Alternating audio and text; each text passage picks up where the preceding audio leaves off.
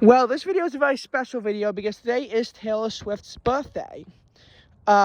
She is turning 34 years old as, she takes a break in the Eras Tour.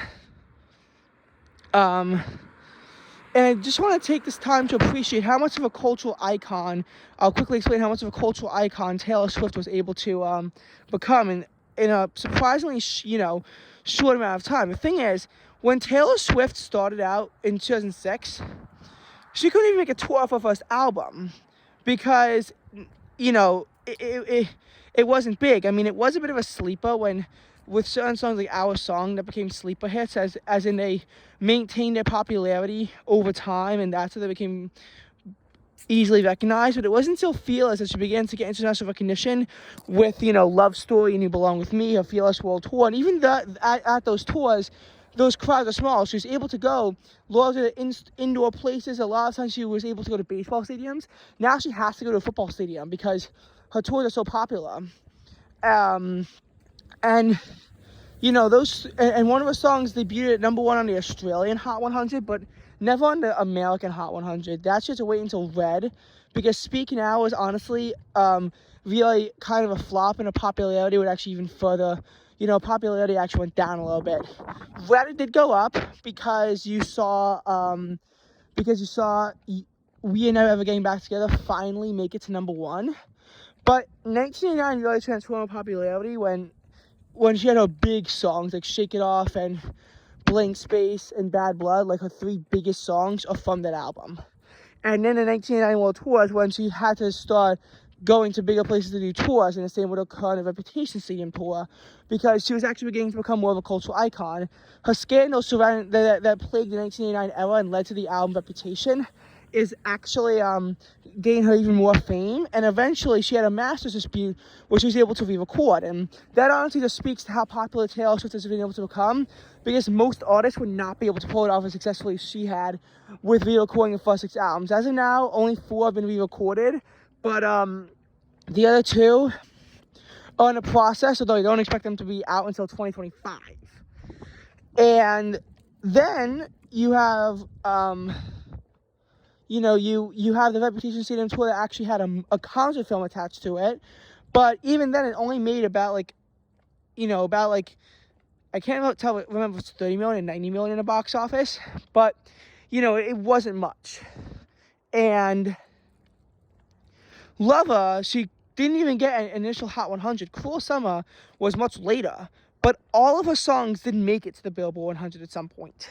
And that is important when you deal with, an album like Lover. She was going to go on tour for that, but it got first postponed indefinitely and then canceled in February 2021 due to the COVID pandemic. But at that point, she's written Folklore and Evermore, which, despite not being able to promote them on tour, were huge hits. I mean, Fearless got Album of the Year, and Kanye West tried to block Taylor from the nomination. He always says that he made that bitch famous, but we all know that's not true. 1989 won an Album of the Year, so did Folklore, and now we're looking at Midnight winning an Album of the Year.